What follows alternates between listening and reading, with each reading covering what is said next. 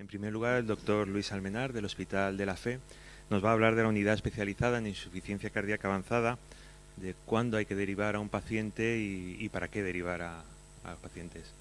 Bien, Luis. Bueno, todos sabéis que la insuficiencia cardíaca es importante porque es muy prevalente. Ya sabéis que las cifras rondan entre el 4,7 y el 6,8%, lo cual hace que aproximadamente 700.000 pacientes tengamos en España de esta enfermedad. Y esto cada vez vamos a tener más debido a la pirámide poblacional, que cada vez, como sabéis, pues hay más gente mayor. La cantidad de ingresos que tenemos por esta enfermedad es tremenda, con un crecimiento exponencial. Es la única patología cardíaca que va en aumento, las demás están más o menos estabilizadas, y esto sabéis que la historia natural, todos la conocemos, el paciente viene, ingresa, y cuando se va a su casa se va un poco peor de como estaba antes, hasta que llega un momento que ya no lo podemos compensar y acaba falleciendo. Esta cifra a mí me parece aterradora, casi el 50% de los pacientes que diagnosticamos han fallecido al año y medio, y esto supone, lógicamente, un montón de cargas familiares de los cuidadores, de los que cuidan de los pacientes, lo que supone también, lógicamente, muchísimo dinero, incluso 20.000 euros al año que se ha cifrado, sobre todo por las hospitalizaciones que tenemos que intentar prevenir, porque aumenta la mortalidad y es lo que produce más gasto y también aumenta la morbilidad. Aquí podemos ver lo que está pasando, si la incidencia es la misma, la prevalencia va aumentando porque hay recurrencias y porque la mortalidad, con todo lo que estamos haciendo, está disminuyendo en los pacientes.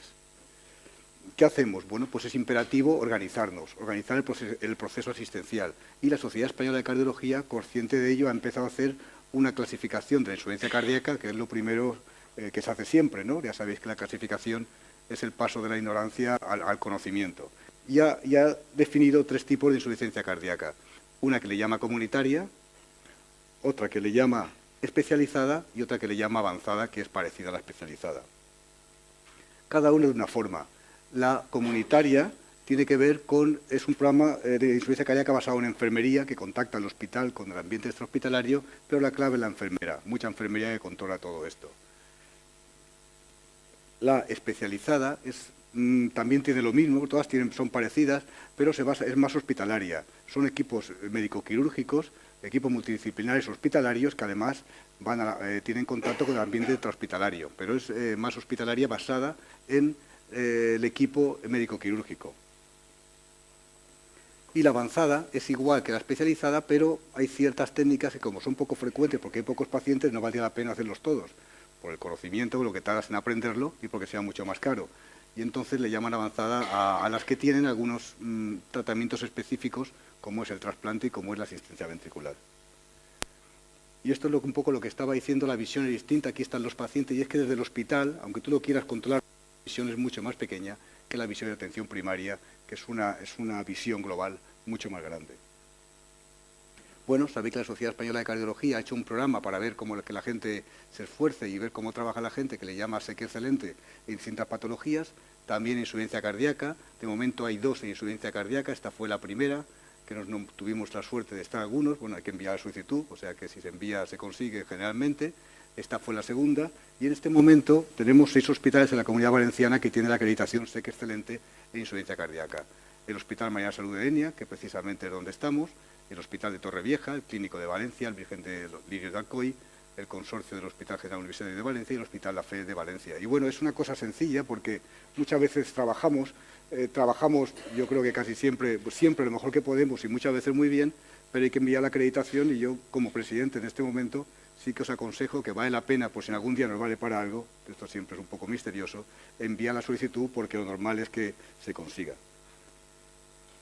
Bueno, pues para hablar de insuficiencia cardíaca avanzada tenemos la suerte de que hace muy poco en la Sociedad Europea ha habido un posicionamiento de la Europea de Cardiología, que además liderado por la doctora Crespo Leiro, pues conocida por todos y además gran amiga de muchos de nosotros. Este artículo salió y entonces la introducción habla de cuánta insuficiencia cardíaca avanzada hay. Dice que aproximadamente entre un 1 y un 10% de los pacientes con ICE.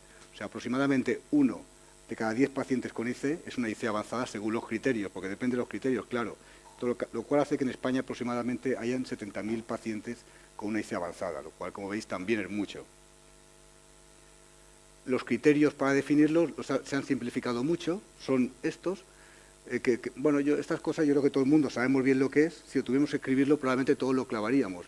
Porque aquí no dice más que un paciente que está con muchos síntomas, que puedes ver o por los criterios habituales, o bien con un consumo de oxígeno, una disfunción sistólica severa del VI, también especifica un poquito más en este posicionamiento del VD, o valvular o congénita severa, que no se puede operar, o también preservada con los criterios habituales de la europea. Por supuesto, claro, no sería avanzada si no tuviera un episodio de descompensación, que comenta que vale con un episodio al año de descompensación, que puede ser una congestión importante o un episodio de bajo gasto. Estos son solo estos realmente, porque además puede tener o no afectación cardíaca, me refiero a afectación renal, afectación hepática, que sea, o puede tener o no afectación severa a otros órganos coincidente con esta. Y por supuesto, tienen que estar estos 4 puntos y además con tratamiento médico óptimo como dicen las guías europeas. ¿Y qué hacemos en una insuficiencia cardíaca avanzada? Bueno, pues lógicamente esto, tratar y gestionar los pacientes con insuficiencia avanzada. Esto la verdad es que es bastante sencillo de decir. Luego pues tenemos una consulta externa específica de insuficiencia cardíaca avanzada, que hacemos los viernes, medio viernes, y también general de insuficiencia cardíaca, habitual y basada en enfermería. El hospital de día es muy importante, y bueno, pues ahí hacemos lo que hace todo el mundo. Todos tenemos hospitales de día, pero hay hospitales que utilizan y otros no. Está bien explicado en la segunda encuesta, si lo podéis ojear, lo que se hace ahí. Indicación, programación y seguimiento de los pacientes con dispositivo de asistencia ventricular y con trasplante. Contacto directo en el hospital con unidades y servicios que tiene IC, tanto niños como mayores, tanto médicos como posoperados. Y, por supuesto, también atendemos a los pacientes con insuficiencia cardíaca hospitalizados. Bueno, pues la diálisis peritoneal, aquí está Julio, que el grupo del clínico es el que tiene más experiencia en la Comunidad Valenciana. Nosotros tenemos, aunque no tanta, ya sabéis lo que es, un catéter que se pone en el espacio peritoneal donde se estiran diversos líquidos osmóticos, que se pone 1,5 litros, 2, depende del tamaño de la persona por la noche, y por la mañana se gira la rueda que tiene y entonces pues suele salir, lógicamente, un poco más de lo que pusiste, si no, no conseguíamos nada. Y bueno, ¿cuándo hay que derivar a un paciente para esto? Pues estos son los criterios habituales que nosotros consideramos a estos pacientes, tratamientos que ya están bien tratados, pero que tienen insuficiencia cardíaca refractaria, la función renal no suele ser brillante, sino normalmente lo consigues con diurético, la sobrecarga es importante y además se descompensa con facilidad. Las contraindicaciones que tiene son pacientes que están en diálisis o están inestables o que están muy mal y entonces ya no tiene sentido hacerles nada, o bien que no tienen una buena integridad de la pared abdominal. Nosotros en este momento estos pacientes solamente estamos cogiéndolos de nuestra área sanitaria, lo cual si un compañero nos llamara porque, oye, aquí no lo tengo organizado, ¿quieres hacerlo tú? Pues diríamos que sí, porque somos facilones siempre enseguida. Tenemos en la cabeza que nuestra idea es dar servicio y si alguien nos quiere algo, decimos, mándalo, ya veremos. Los criterios de insuficiencia cardíaca, los criterios para trasplante cardíaco, me ha gustado este resumen, esto que es como sale en el posicionamiento europeo de la doctora Crespo, porque junto al lógico, que todo el mundo sabemos, síntomas muy avanzados, situación cardíaca terminal, pobre pronóstico, no otras opciones terapéuticas, están estos dos que se refieren a otra cosa, al estilo de vida de la persona, que luego es importantísimo para saber si vive más o no. Paciente motivado, bien informado, estable emocionalmente, capaz de cumplir, capaz de entender esto y de hacerlo y que tenga claro que lo tiene que hacer bien porque es bueno para él. Esto es fundamental, porque si no, la parte operatoria o perioperatoria puede salir bien, en más aspectos quirúrgicos, pero luego los pacientes fallecen porque esto no lo hacen bien. Y las contraindicaciones, no voy a entrar en ellas, tenemos una más relacionada con el acto quirúrgico, como hipertensión pulmonar. Por supuesto, si el paciente tiene una enfermedad con muy mal pronóstico, no tiene sentido hacerlo. Y básicamente, si las leyéramos y las quisiéramos resumir, son aquellas enfermedades que con la inmunosupresión se potenciarían o que las malignizaría, como serían infecciones severas o como sería una neoplasia, ¿no? Estas, por ejemplo, serían contraindicaciones. La edad es un tema controvertido porque no todas las edades, el número es el mismo, pero el aspecto, como sabéis, es distinto. 65 es lo estable, lo que todo el mundo considera con estos pacientes, pero luego lo estiramos con facilidad. 65, bueno, pero el hombre está bien, es que tiene buen aspecto, es que hace buena vida, es que es un paciente cumplido, bueno, va, pues 66, 67, 68, 69... 70, oye, 70, bueno, ya está bien, ¿no? Porque es que si no seguirías a veces, ¿no? 65, como comento, y lo estiramos. Cuando es urgente, como el trasplante urgente tiene más mortalidad, pues porque el paciente está muy inestable, o con algún dispositivo, o el paciente está en intensivo siempre, o está en peor, bajamos la edad, pero bajamos la edad como teórica, 55, ay, perdón, se me ha ido para otro lado, 55, pero que también estiramos, vamos estirando un poquito menos, pero lo estiramos. Depende, porque al final depende de cómo esté el paciente y cómo se encuentre orgánicamente. Somos, como sabéis, área de referencia para la Comunidad Valenciana, nos envían los pacientes, nosotros los valoramos, siempre os decimos que sí, y si no hay contraindicaciones muy importantes, pues se incluyen en lista. Para trasplante cardiopulmonar es parecido, la indicación, o un trasplante cardíaco que tiene una afectación pulmonar severa e irreversible, paciente con situación funcional avanzada y que no tiene otra solución, o que le harías un trasplante pulmonar, pero tiene un problema cardíaco que no puede resolver. Entonces planteamos el trasplante cardiopulmonar. Se hacen muy pocos en España. Solamente hay 2 centros autorizados de mayores, que es Puerta de Hierro y nosotros, y luego Vall d'Hebron de niños. Aunque recientemente, no sé bien por qué, se ha hecho uno de una edad intermedia.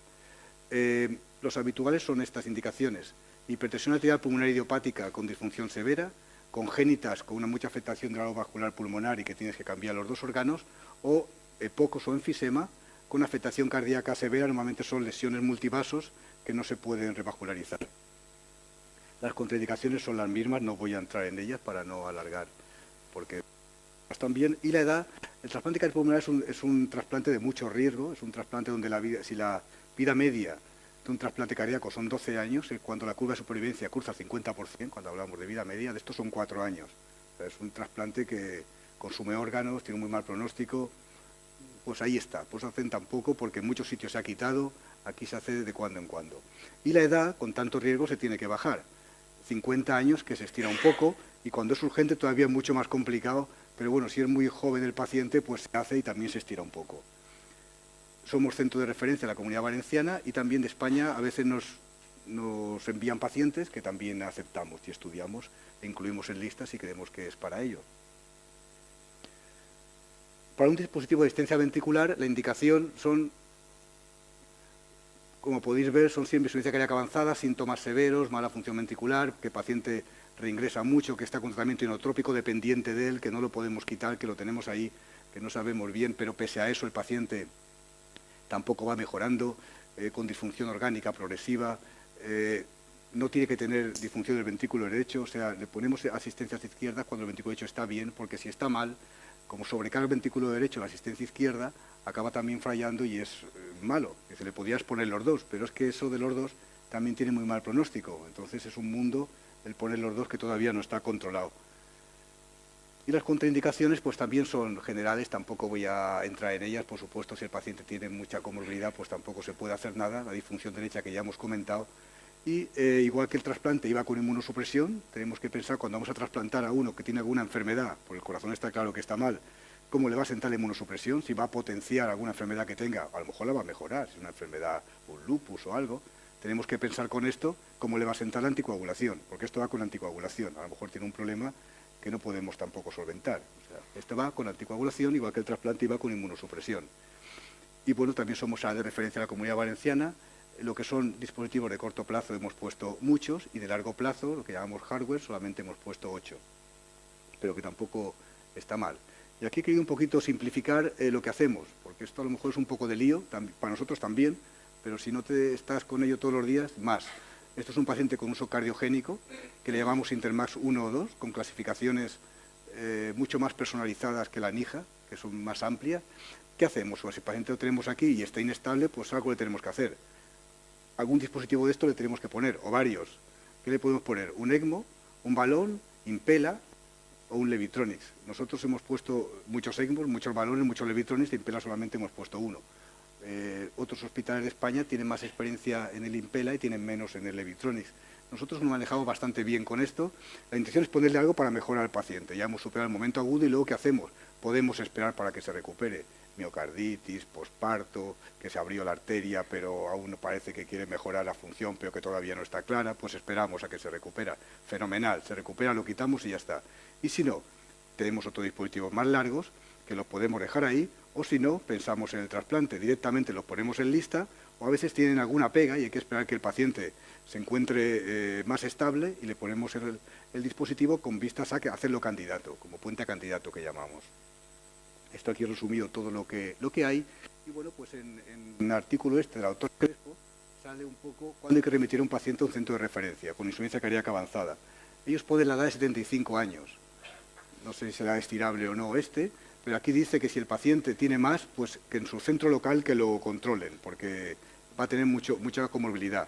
Si el paciente tiene menos, pero tiene comorbilidades, pues también es mejor que lo manejen en su centro local, porque no tiene sentido referenciarlo.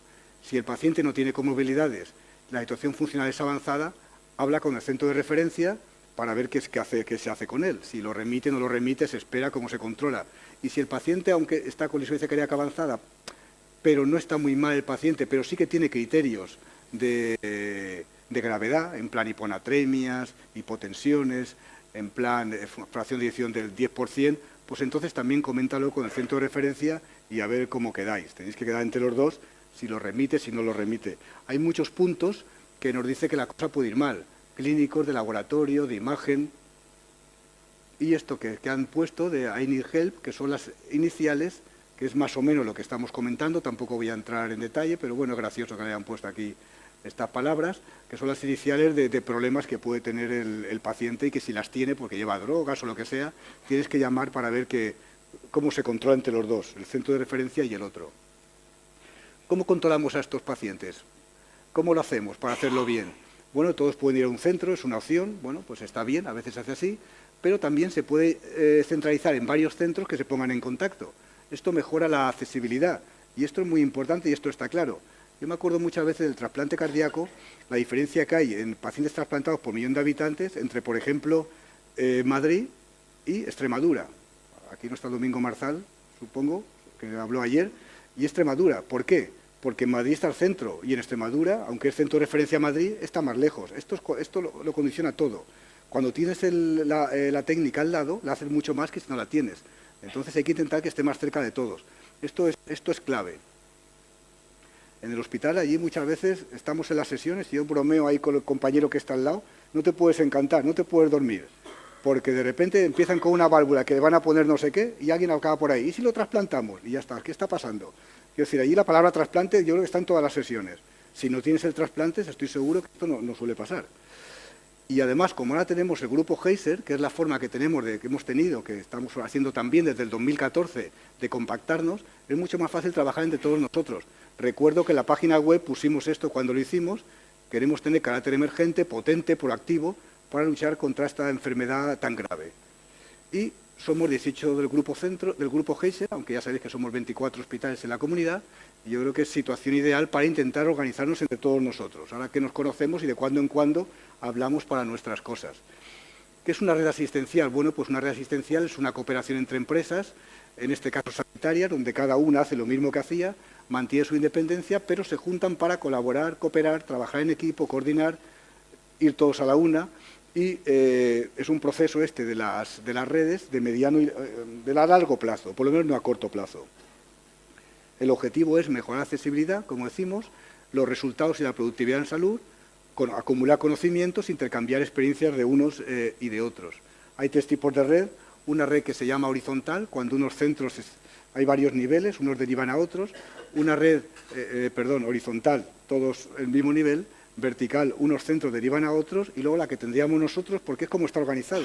Es que primero pensábamos una red, y es que no hay que hacer ninguna red, porque la red sanitaria ya está hecha, es una red es una red vertico-horizontal en la que ya la tenemos.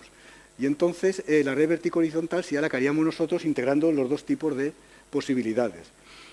Esto es un poco, bueno, cogido por ahí de Internet, pero es un poco lo que hacemos, como está yo creo que la sanidad de España, por lo menos nosotros, unos centros que derivan a otros, acaban en uno. Centros de primaria y de especialidades que derivan en hospitales de primer nivel, de segundo nivel y hospitales de tercer nivel, que son los hospitales de referencia, que son los que tenemos que definir. Curiosamente, ese cuadro se parece mucho a esto, que es lo que la doctora Crespo también pone en el artículo de posicionamiento, donde unos centros derivan a otros que derivan a referencia. Esto está organizado así ya. No tenemos que hacer nada. Realmente no tenemos que organizar una red, sino utilizar la red que tenemos para trabajar, para ponernos en contacto utilizándola.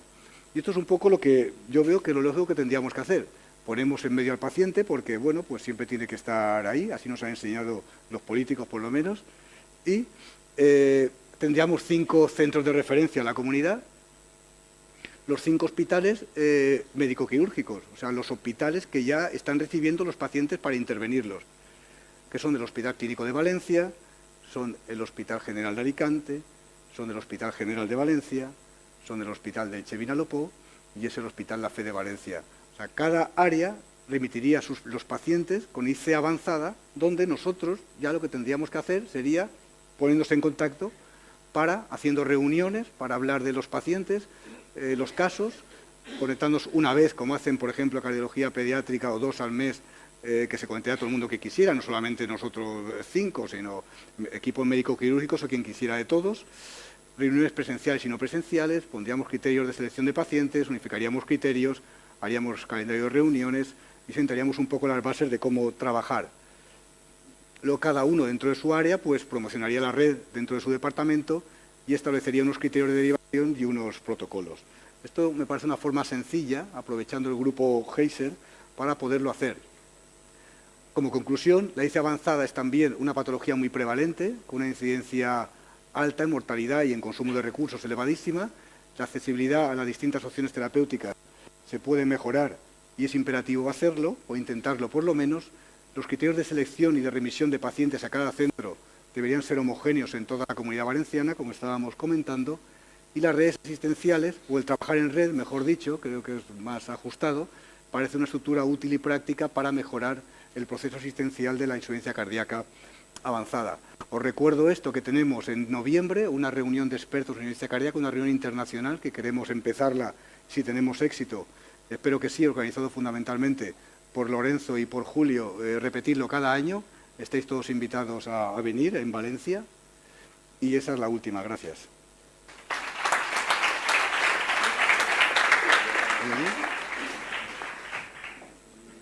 Muy bien, muchas gracias, Luis. Yo creo que ha quedado muy claro a qué momento hay que derivar a los pacientes, para qué y todo.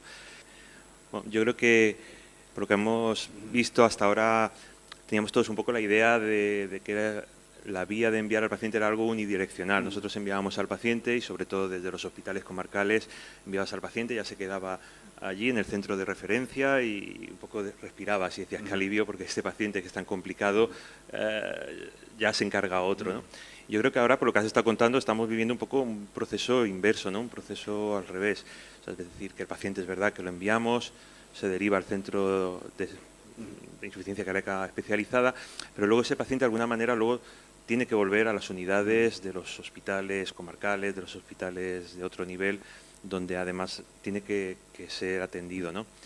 Yo creo que estamos viendo ese proceso inverso, ¿no? ¿Tú qué? Sí, bueno, yo creo que el grupo de GES que hicimos es fundamental, porque antes si tú no conoces a la gente, te envían un paciente, tú te lo quedas y lo llevas, te va bien, te va mal, tampoco sabes bien quién te lo ha enviado, no sé, no sabes si tiene interés. Hay gente que tiene interés en que tú les digas cómo van sus pacientes, otro que mira, yo te lo envié, no quiero saber nada, otro no, yo le pongo el DAI, porque para eso es mío, te dicen, no, el DAI ya se lo pones tú, quiero decir, cada uno es como es. Y ahora conocernos más, es que yo creo que eso es crucial, a hacer más equipo, es cuando es fácil decir, bueno, vamos a ver qué pensamos, cada uno que recoge sus pacientes, los comentamos y luego los llevamos, porque puede llevarte un paciente trasplantado con un dispositivo, llevarlo cada uno de su zona, bueno, pues como quedemos, pero hacer todo lo mismo. Yo creo que es un avance muy importante, los mismos criterios y que todo esté unificado. Pasamos a la siguiente ponencia. La doctora Julia Seller, del Hospital de Denia Salud, nos va a hablar de cómo montar una unidad de insuficiencia cardíaca en un hospital comarcal, cuáles son los posibles pros y los contras que eso tiene y cuál es el camino difícil con el que se encuentra para llevar a cabo este tipo de unidades. Buenos días a todos. Ya el doctor Luis Almenar nos ha dado la visión de lo que es una unidad de insuficiencia cardíaca avanzada y ahora durante esta charla os comentaré cómo podemos organizar una unidad de insuficiencia cardíaca en un hospital comarcal.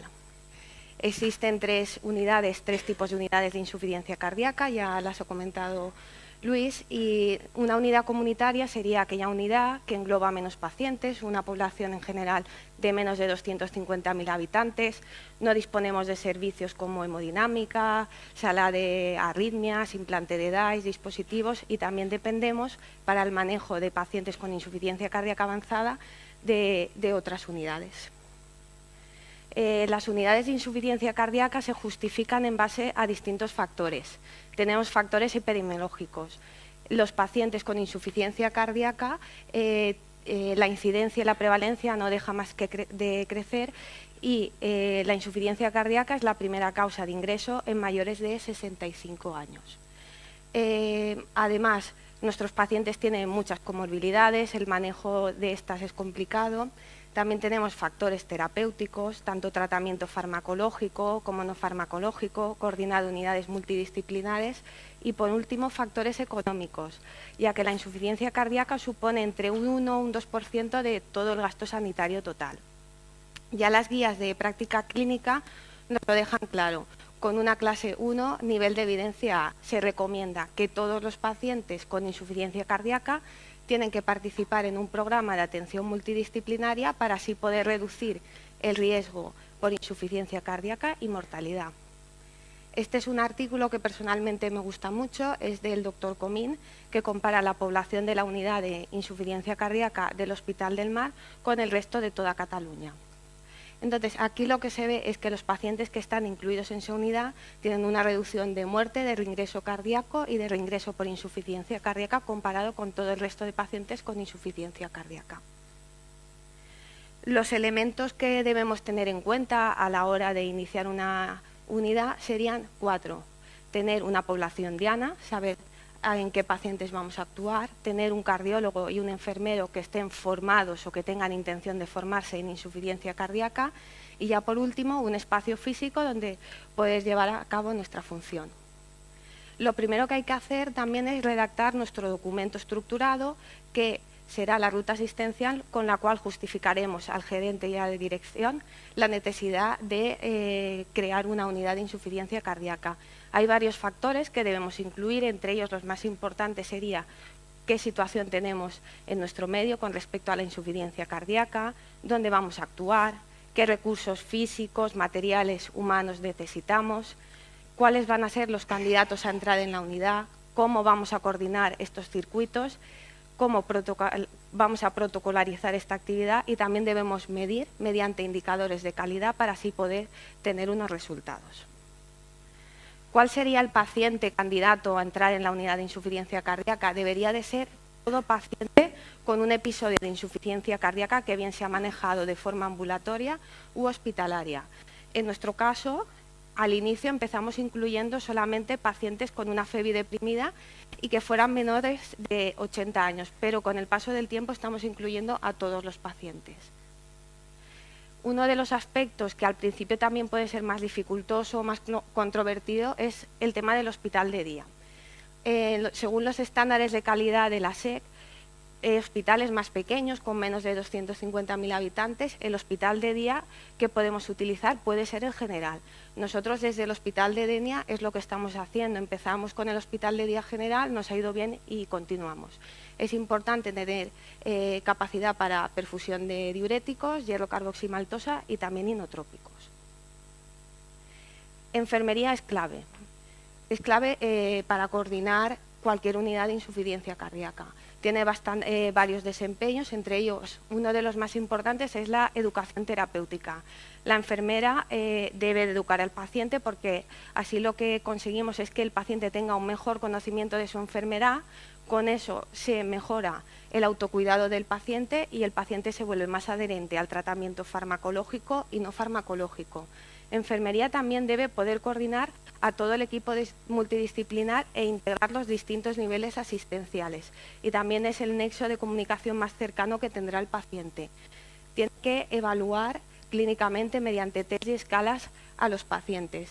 Debe monitorizar, optimizar el tratamiento mediante protocolos de titulación y, por último, y lo más importante, debe detectar la descompensación y saber tratarla con el apoyo cercano del facultativo. Una vez ya tenemos estos 4 elementos, lo que tenemos que hacer es que crezca nuestro equipo multidisciplinar. Y nosotros teníamos claro que el primer punto a crecer era la coordinación con atención primaria. El papel de atención primaria tiene varias partes. Quizá lo más importante es la prevención. Pacientes con riesgo de desarrollar insuficiencia cardíaca, pacientes hipertensos, diabéticos con cardiopatía isquémica, es primordial que se favorezca un estilo de vida y se controle de forma adecuada los factores de riesgo cardiovascular.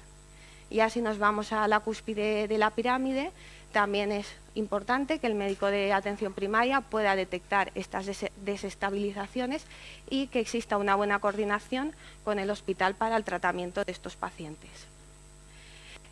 Si tuviéramos que resumir en 6 puntos qué sería lo clave para lograr una buena coordinación entre cardiología y atención primaria, sería lo siguiente: que seamos fácilmente localizables, que se puedan comunicar con nosotros con facilidad. También debemos formarlos. Deben de tener un acceso a la historia clínica electrónica, debe ser una historia clínica compartida. Enfermería sigue siendo la clave también en este nivel asistencial. A la hora de redactar una ruta debemos contar con ellos, se debe consensuar y deben participar. Y también es importante que de forma periódica tengamos reuniones. La forma que hemos intentado, que desde el Hospital de Denia estamos siguiendo, es la siguiente. Para favorecer la comunicación con atención primaria tenemos varias formas. La primera, el correo ordinario. La siguiente es el teléfono de la unidad. Es un busca que llevamos todos los días y al que nos pueden llamar tanto los pacientes como los médicos. Después, ya adaptándonos a los nuevos tiempos, con los principales centros de salud hemos creado grupos de WhatsApp. Tenemos un médico de familia que es el referente a través del cual contactamos. Y ya durante todos los días de la semana tenemos consulta no presencial, en la que el médico de atención primaria nos puede escribir su duda y a través de la historia clínica electrónica se la resolvemos. También teníamos muy claro que teníamos que formar a nuestros pacientes y ya llevamos 3 años seguidos acudiendo a todos los centros de salud al menos una vez al año para hablar sobre insuficiencia cardíaca.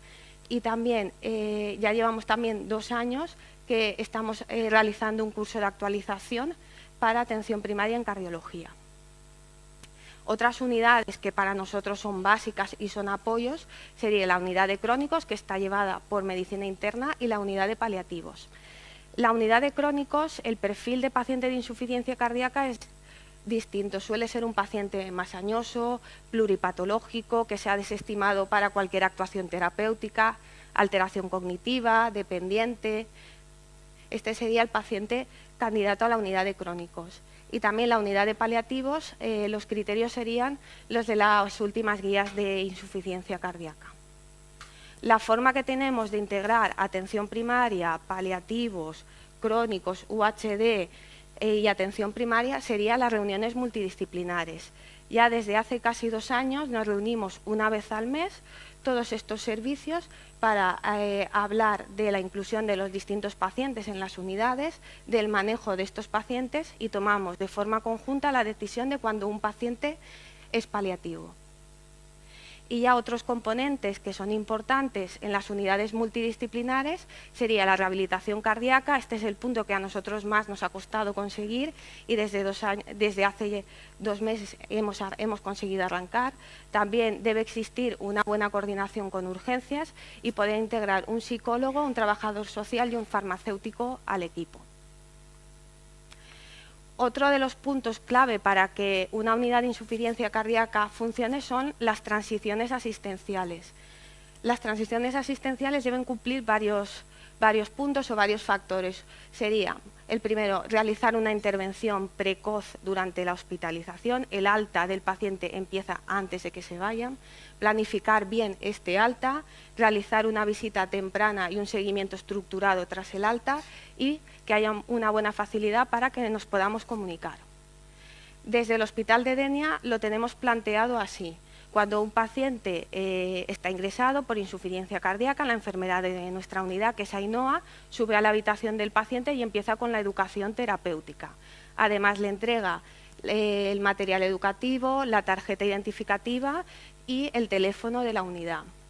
La enfermera se encarga de planificar el alta, coordina una consulta con atención primaria, con la unidad y cuándo van a ser los contactos telefónicos. Y ya empieza con una valoración del paciente y de su entorno.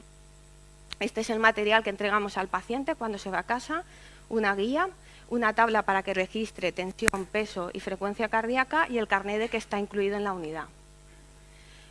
Ya cuando el paciente va a ser dado de alta tenemos que realizarlo adecuadamente, debe cumplir unos criterios de estabilidad, el paciente se tiene que ir seco, no se puede ir congestivo y al menos con un día con diurético vía oral. Tiene que cumplir unos objetivos de atención, las famosas checklists, y debemos asegurar que la transmisión va a ser, que va a haber una adecuada transmisión al siguiente profesional que tomará el testigo, en este caso el médico de atención primaria. El primer mes sabemos que es fundamental, que es cuando el paciente más se puede descompensar, por eso desde Denia lo que hacemos es, cuando un paciente se va de alta, en menos de 2 días tiene una primera llamada por parte de enfermería para ver cómo está el paciente. La primera semana tiene una consulta presencial exclusivamente con enfermería. En menos de 10 días tiene una consulta con atención primaria y en 2 o 3 semanas ya tiene una consulta presencial con enfermería y cardiología. Y ya siguiendo con nuestra ruta asistencial, estas visitas de enfermería y cardiología las realizamos en el 3er, 6º mes y al año, y los contactos telefónicos van en función de lo que considere la enfermera. Pero para nosotros lo que es fundamental es estar disponibles para cuando el paciente nos llama que está descompensado, poder atenderlo para así poder priorizar un manejo ambulatorio. También tenemos que tener circuitos de salida porque si no la situación sería inabarcable. Los pacientes tienen que estar asintomáticos o poco sintomáticos y no haberse descompensado en el último año. Si el paciente tiene una depresión severa de la FEBI o es portador de dispositivos, le damos de alta la consulta de cardiología. En cambio, si el paciente tiene una FEBI recuperada o una FEBI preservada, puede ser dado de alta a atención primaria. Creo que es importante también que registremos nuestros datos porque así sabemos en aquellos puntos en los que fallamos y en los que podemos mejorar. Nosotros empezamos registrando los datos en una base Excel, pero nos dimos cuenta de que esto era poco productivo y lo que hicimos fue hablar con gestión de calidad para ver cómo nos podían ayudar. Y ellos nos diseñaron este cuestionario que rellenamos la primera vez que un paciente acude a la unidad. ¿Qué datos rellenamos? Pues etiología, fracción de eyección, comorbilidades, factores de riesgo cardiovascular, etcétera.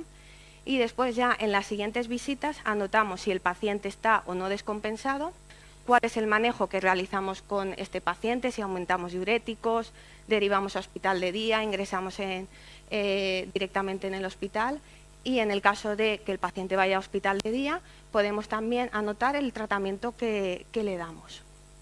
Todo esto nos permite o nos extrae un informe final a través del formulario y también nos permite tener un listado de todos los pacientes que tenemos incluidos en la unidad, de qué población son y cuál es el médico de atención primaria del que depende.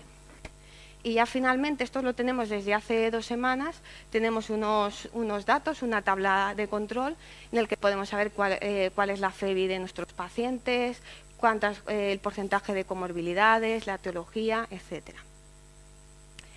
Y ya analizando nuestros resultados, si comparamos los resultados del año pasado con los de este, hemos visto que hemos reducido el reingreso por insuficiencia cardíaca un 30% y ya si observamos cómo hemos manejado la descompensación de los pacientes de insuficiencia cardíaca en la consulta, vemos que se ha priorizado claramente un manejo ambulatorio, solamente en 2 pacientes los hemos ingresado directamente al hospital y en 2 casos hemos utilizado la opción de la hospitalización domiciliaria. Eran pacientes que no podían acudir tanto como nos hubiera gustado al hospital de día y hablamos con los compañeros de domicilio con los que tenemos muy buena relación y ingresó a su cargo durante unos días. ¿Vale? Y también es bueno echar la vista atrás porque hay veces que no sabes de dónde partes y es bueno ver lo que has conseguido, ¿vale? Nosotros en 2015 fue donde conseguimos los primeros 4 pilares, cardiólogo, enfermero, pacientes y espacio físico donde llevar a cabo nuestra labor y ya en 2016 lo primero que hicimos fue coordinarnos con atención primaria, conseguimos posteriormente meter cabeza en el hospital de día, seguimos con una coordinación con urgencias, consensuamos con los nefrólogos un protocolo de diálisis peritoneal y ya a final de año empezamos con las primeras reuniones del subcomité de insuficiencia cardíaca. En el último año, más formación con primaria, incorporamos a un psicólogo, a un trabajador social a la unidad. En junio conseguimos la acreditación por la SEC Excelente y a final del año pasado el formulario que os he mostrado. Y ya en lo que llevamos de año, más formación con primaria, hemos ampliado la consulta de enfermería a un día más por la tarde, que estamos muy contentos, y ya quizá el punto que más nos ha costado ha sido la rehabilitación cardíaca, que la tenemos desde hace unos meses. Y si tuviéramos que resumir cuáles serían los pros y los contras de montar una unidad de insuficiencia cardíaca en un hospital comarcal, serían los siguientes. La relación con atención primaria puede ser más cercana, más directa, más fácil. Tenemos más facilidad en las transiciones cuando un paciente se va de alta. Podemos llegar a tener más claros los circuitos de entrada y salida de los pacientes y tener también un mejor control de la gestión. Por contra, el equipo multidisciplinar puede llegar a ser más reducido. Nos faltan recursos, técnicas, dependemos de otro centro, pero esto para nosotros no es un inconveniente, dado que hay muy buena relación con los centros de los que dependemos y tenemos menos potencial de investigación. Y nada, me gustaría agradecer a todas las personas que forman parte de la unidad de insuficiencia cardíaca. Esto es un trabajo en equipo, sin ninguno de ellos esto se podía llevar a cabo. Y ya por último, agradeceros a vosotros la asistencia e invitaros a conocer esta bonita comarca.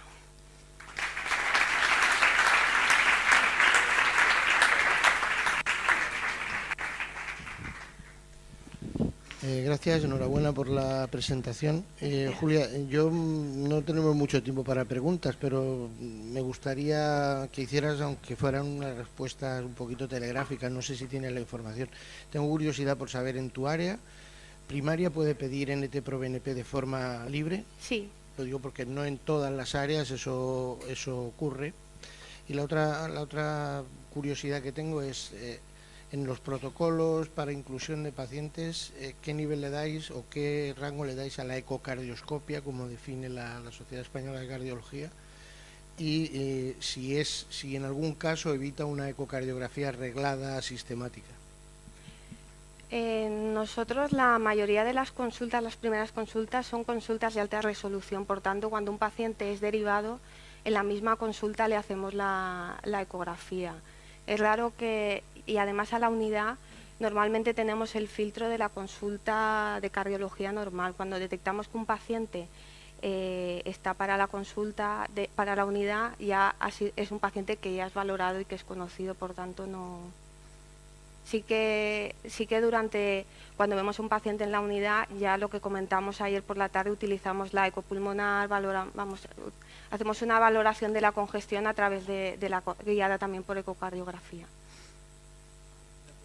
La pregunta va enfocada porque se ha metido recientemente la ecocardioscopia rápida para evaluar determinados pacientes. Mi opinión es que, bueno, la disfunción sistólica es relativamente sencilla de ver en una aproximación rápida, pero para otro tipo de finuras probablemente se necesite, al menos en mi opinión, una ecocardiografía más precisa, más fija.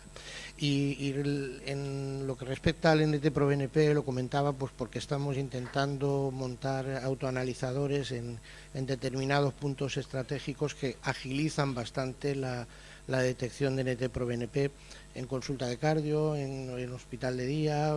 Hay varios puntos y en 8 o 12 minutos puedes tener el resultado y eso probablemente nos dé una cierta agilidad. No sé si tenéis alguna experiencia en eso. No, nosotros disponemos de BNP en la consulta, el médico de familia puede pedir también el NT-proBNP y no tenemos... Has comentado que estáis incluyendo a todos los enfermos. ¿Te estás Sí. refiriendo a enfermos con disfunción sistólica y con función de vacío de eyección conservada? O... A todos. Incluimos a todos los pacientes y después en las reuniones que tenemos del subcomité, si pensamos que el paciente se beneficia más de la inclusión en crónicos o está ya en paliativo, durante estas reuniones el paciente cambia de unidad. Es decir, para nosotros, si nos ingresa un paciente de 90 años con una preservada, lo vamos a incluir en la unidad. Vamos a tener un primer mes todas estas visitas que hemos comentado, y en la reunión del subcomité de insuficiencia cardíaca ya valoraremos si el paciente pasa a cargo de otra unidad que tenga un perfil mejor. ¿Los enfermos los recibís, todos son enfermos que han ingresado en cardiología o también los que han ingresado en interna? En cardiología. O sea, los enfermos de interna no... Los enfermos de o interna en el remiten. subcomité también se comentan. Pues tenemos este paciente incluido que quizás se beneficie más de la unidad de insuficiencia cardíaca. Entonces el paciente cambia a cargo de la unidad de insuficiencia cardíaca. Muy bien, gracias.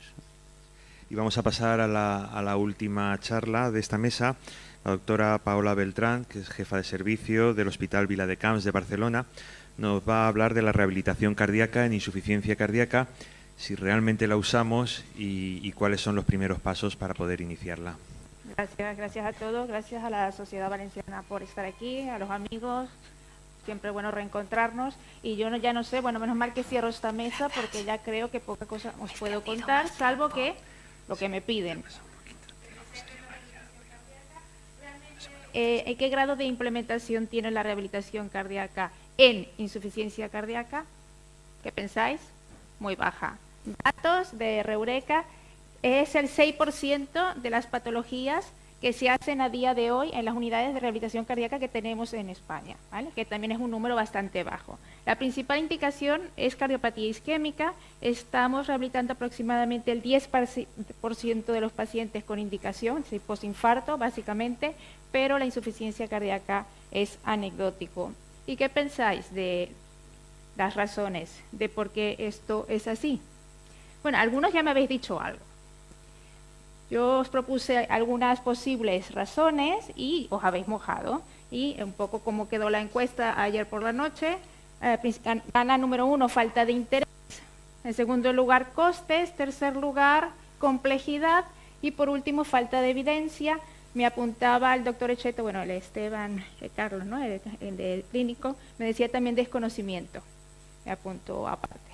No sé si compartís, pero en cualquier caso todas tienen algo de verdad y vale la pena, aparte del entusiasmo, ¿no?, de complementar esta importante estrategia para el tratamiento global de la insuficiencia cardíaca, tener en cuenta pues sus hándicaps.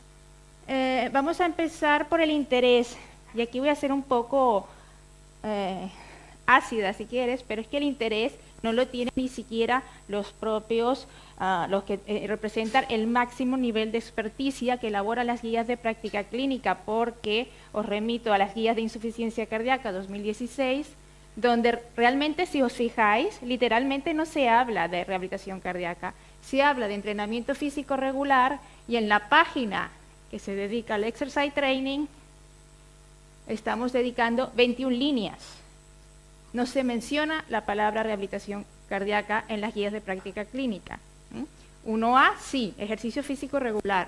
Por lo tanto, la falta de interés yo creo que viene de muy arriba. Los costes, hay muy poca evidencia en costes, y lo que la evaluación económica de este estudio, que es el pivotal, Heart Failure Action en insuficiencia cardíaca, es que es una intervención relativamente económica per se, hablan de $1.000 por pacientes, pero en términos de inversión de tiempo del paciente por acudir, etcétera, etcétera, al menos en este modelo es muy alto en coste-oportunidad. Y quizás lo peor, que globalmente, como no consiguieron reducir mortalidad ni hospitalizaciones, pues el beneficio neto pues era poca cosa. Sigamos, la complejidad. Creo que ya ayer por la tarde se habló bastante de complejidad en insuficiencia cardíaca. Si todos trabajáis en insuficiencia cardíaca, no hace falta insistir que es una patología compleja, pero es que es compleja también para abordar el ejercicio de la insuficiencia cardíaca, porque no es lo mismo reducida en preservada en cuanto a la participación de componente central y periférico, y hay un montón de factores moduladores, incluyendo la edad, el género, el sexo, el estrato hormonal, etcétera, etcétera. Por lo tanto, no sabemos demasiado tampoco aún de cuál estrategia o intervención específica, modalidad de entrenamiento va mejor. En insuficiencia cardíaca con fracción de eyección reducida tenemos más datos, en preservada bastante pocos. Por lo tanto, sí que hay complejidad. Y en cuanto a la evidencia, y me remito nuevamente al Heart Failure Action, Realmente es un ensayo muy importante, probablemente el más importante en este campo, de 2009, y se dirigió a un tipo de paciente muy específico, que se ha hablado bastante de este tipo de paciente en esta reunión, que es el paciente estable, ambulatorio, con una fracción de eyección reducida, relativamente joven y con pocas comorbilidades. Una vez me tocó hacer la contra en uno de estos debates de rehabilitación cardíaca, y por eso veis un poco el chiste, jugábamos de, bueno, no sé si vuestros niños están con lo de expectativa versus realidad, yo no sé, como un juego que hay, bueno, eso es la expectativa y esto es la realidad, ¿no? Poco jugábamos de todo el pool de pacientes con insuficiencia cardíaca, realmente quiénes o cuántos estaban representados en la evidencia. Por lo tanto, hasta aquí, parece que le he echado un jarro de agua fría aquí a nuestra compañera y al Alfonso, pero hay razones para insistir. El Heart Failure Action, la fracción de eyección era 25%. Fue muy importante este estudio porque, aunque no demostró reducir mortalidad y hospitalizaciones, mejoró calidad de vida y capacidad funcional, con el hándicap importante que es la adherencia. La adherencia en el grupo de intervención cayó por debajo del 50% a los 3 meses. ¿Vale? Ahí está la dificultad tanto en los ensayos como en la vida real de poder implementar el ejercicio. Lo que sí sabemos, y en esta población de pacientes, es que el ejercicio es seguro tanto en eventos cardiovasculares, no hubo más infartos por hacer ejercicio, no hubo más arritmias, no hubo más descargas de DAI, también en otras condiciones, no hubo más fracturas, no hubo más caídas, por lo tanto es seguro, y son las bases para apoyar la prescripción de ejercicio físico en pacientes con disfunción sistólica, incluso con fracciones de eyecciones bajas. Recuerdo la media de 25%.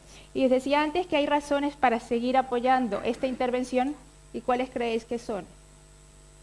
Una cosa es la evidencia, que lo que conseguimos demostrar en un ensayo clínico randomizado con una intervención sobre estilo de vida, y otra cosa es lo que ya sabíamos sobre la fisiopatología y en concreto la posibilidad que tiene el ejercicio de revertir los efectos de la insuficiencia cardíaca tanto a nivel central como a nivel periférico. Y a nivel periférico es muy importante, porque cada vez se sabe más, que la insuficiencia cardíaca es un proceso que implica toda la captación, transporte y utilización de oxígeno. Por lo tanto, no estamos solo hablando de función bomba y miocardio. Y el ejercicio actúa a nivel de todos estos procesos.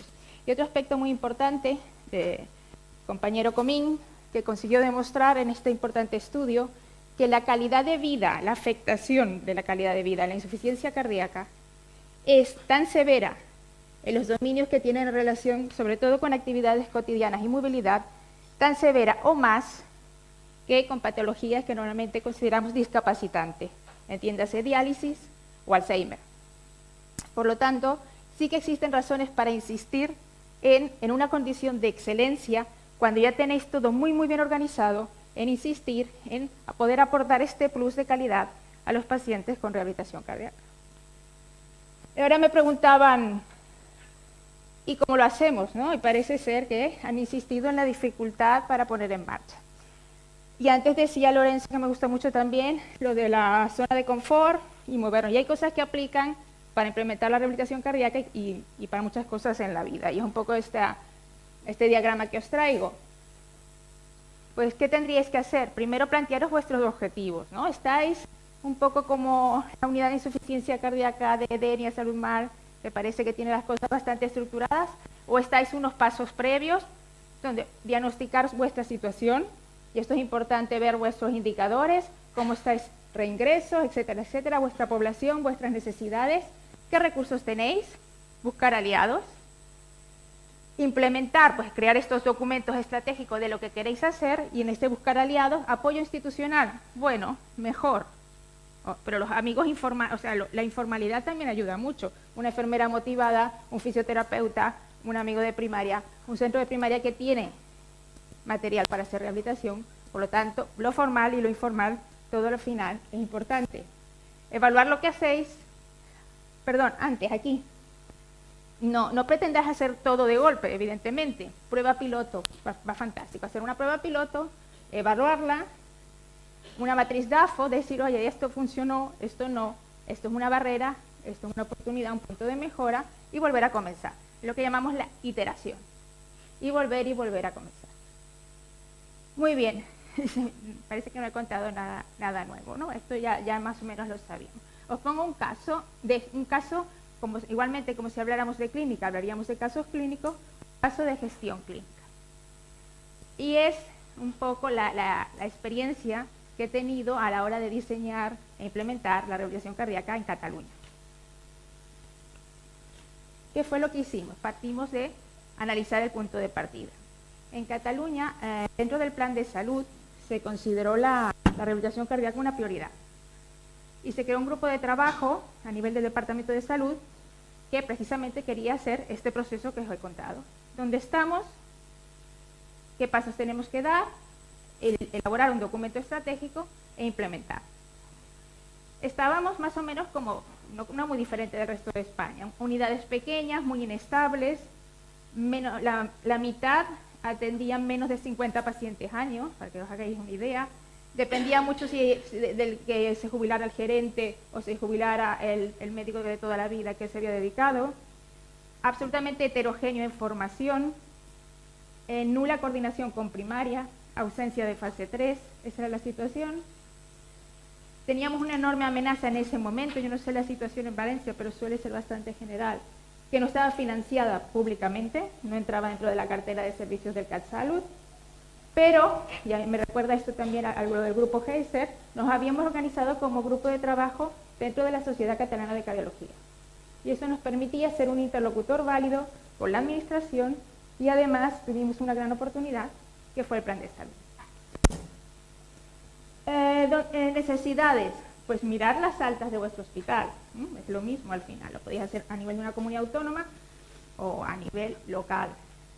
La necesidad, estamos hablando de 10.000 pacientes que tienen un infarto en Cataluña y de los cuales la mitad aproximadamente eran de bajo riesgo.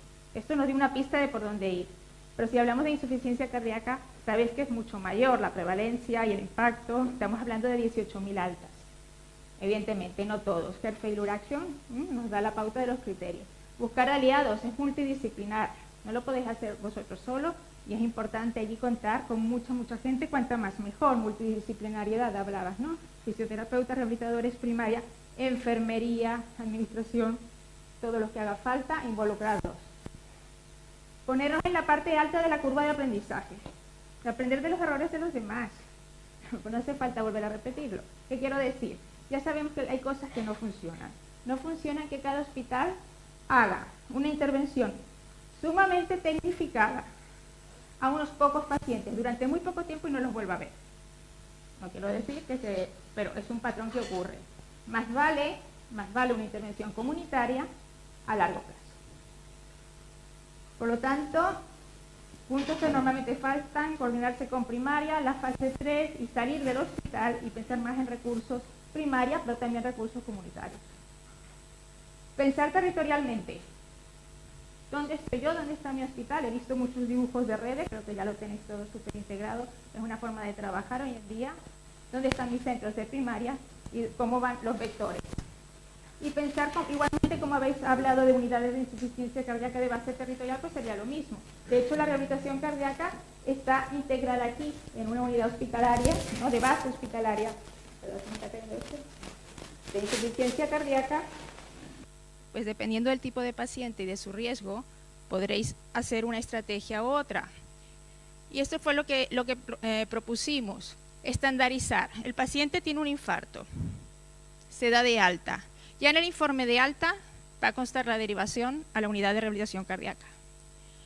Va a constar la cita y a partir de la cita y la ergometría posalta se va a proponer un programa individualizado. ¿En base a qué? En base al riesgo. Y esto es homologable a la insuficiencia cardíaca. Si el paciente es de riesgo bajo, va a ser la rehabilitación cardíaca directamente en la primaria. Si el paciente es de riesgo alto, en el hospital. Pero siempre la unidad de referencia va a ser la unidad hospitalaria. Un poco a grandes rasgos, pero sería la idea. La rehabilitación cardíaca es un coadyuvante del tratamiento médico óptimo. No lo sustituye, ya lo sabemos. Aparte ya se mencionó que pudimos trabajar en colaborar trabajar juntos aquí con Julio Núñez y demostrar, por ejemplo, cómo una intervención farmacológica concreta es capaz de aumentar la capacidad funcional objetivada. Y un caso de gestión clínica 2. Comín. Con Comín tengo la suerte ahora de poder estar trabajando a nivel territorial. Hospital de Vila de Canes y Belviche estamos en la misma zona geográfica. Y realmente creo que les aportaré poco porque lo mencionaste antes, pero la priorización de los procesos, creo que ya lo veis, por lo menos tú presentaste que lo habías cumplido todo, ¿no? Me pareció, vosotros en Denias al menos, pero está bien para ordenar las ideas. Transicional al alta como prioridad, ¿por qué? Estamos escuchando hablar mucho de cuidados transicionales, porque si vosotros queréis tener impacto en reingresos, os tenéis que ir a la fase vulnerable. Os tenéis que ir al mes, y ahí es la transición de cuidados. Si tenéis eso resuelto, y forma parte de, es decir, se van incluyendo uno a otro, la coordinación con primaria, la cronicidad evidentemente, y pasar el salto a la comunidad. Y aquí vais a llegar sobre todo en rehabilitación cardíaca, a 2 tipos de pacientes. El de Heart Failure Action, pero ese paciente es un paciente estable que puede ser que esté en la unidad de insuficiencia cardíaca, puede ser que esté en el ambulatorio.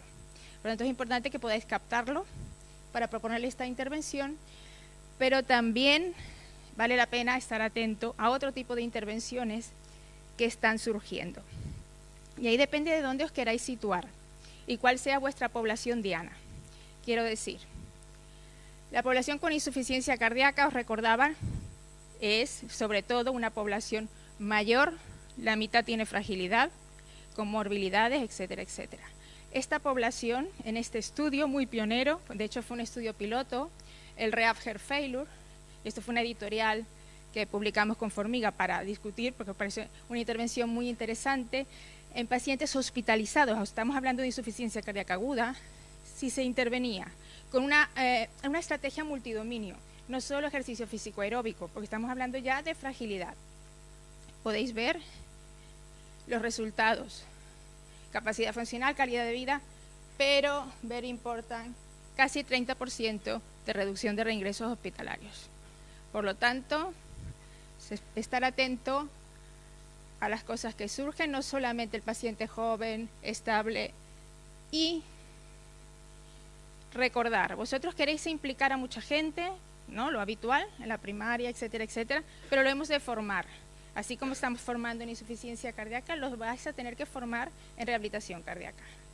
Os invito a hacer difusión también. Este curso es un curso de rehabilitación cardíaca para médicos de AP, que estamos llevando a cabo desde... Esto es la fundación de la Organización Médica Colegial, es un curso online, precisamente porque tenemos una carencia. La falta de interés, es verdad lo que me decía Esteban, viene de desconocimiento, pues hemos de aumentar el conocimiento de la rehabilitación cardíaca en todos los ámbitos. No sé si contesté las preguntas, pero yo más o menos, yo veo que ya tenéis muy claro, ¿no? El design thinking, la forma de trabajar, solamente es poneros honestamente donde estáis en vuestra unidad. La rehabilitación cardíaca es un punto más de calidad, pero no es el centro. Seguramente la mejor manera de evitar reingresos es optimizar el tratamiento farmacológico y luego, si os podéis permitir esta excelencia, pues contar con primaria, con la comunidad y un poco con todos. Gracias.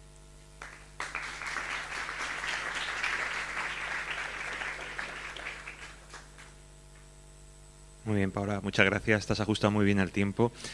Y no sé si habrá alguna pregunta en la sala. O sea, nosotros, creo que es en muchos centros la rehabilitación cardíaca ha surgido un poco en torno al paciente con síndrome coronario agudo, al paciente con cardiopatía isquémica, y eso ha hecho que las salas estén saturadas o estén llenas. Entonces, eso cada vez está haciendo más difícil que podamos incluir pacientes con insuficiencia cardíaca dentro de los programas de rehabilitación cardíaca. Yo creo que eso pasa en nuestro hospital, pero no sé si pasa yo creo que es algo generalizado, no sé si en vuestro hospital también. Eso me refería, ponte en la parte alta de la curva de aprendizaje y sé posibilista. Es decir, 700.000 personas, pacientes, tienen insuficiencia cardíaca en España. Hemos de poner el foco, ¿no?, en algunos muy concretos donde vamos a obtener máximo valor de la intervención, lo primero. Aún así, tampoco, insisto, es necesario ni es coste efectivo que esos pacientes tenerlos en centros de rehabilitación cardíaca por largos periodos de tiempo. No tengo tiempo de explicar toda la evidencia, pero hay un estudio de Belardinelli que demuestra que en 10 años de seguimiento realmente se ralentiza incluso el grado de disfunción ventricular, pero es manteniendo en el tiempo. Y mantener en el tiempo, si no está vinculado a la forma de vida de los pacientes, con lo cual quiere decir su ámbito inmediato de proximidad, la comunidad, no se mantiene el efecto.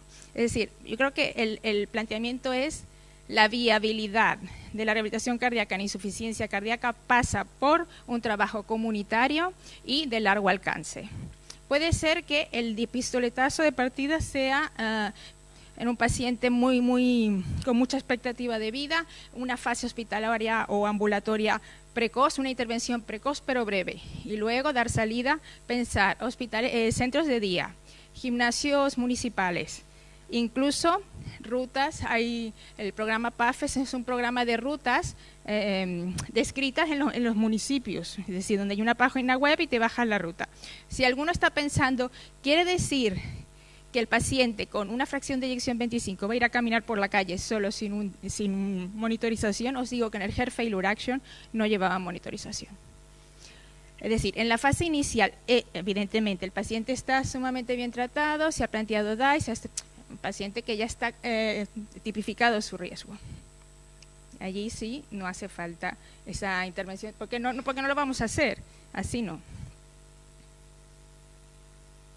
Bueno, muchas gracias, Paula. Gracias a vosotros por la asistencia y creo que podemos dar por finalizada la mesa, así que creo que el café nos espera. Gracias a todos.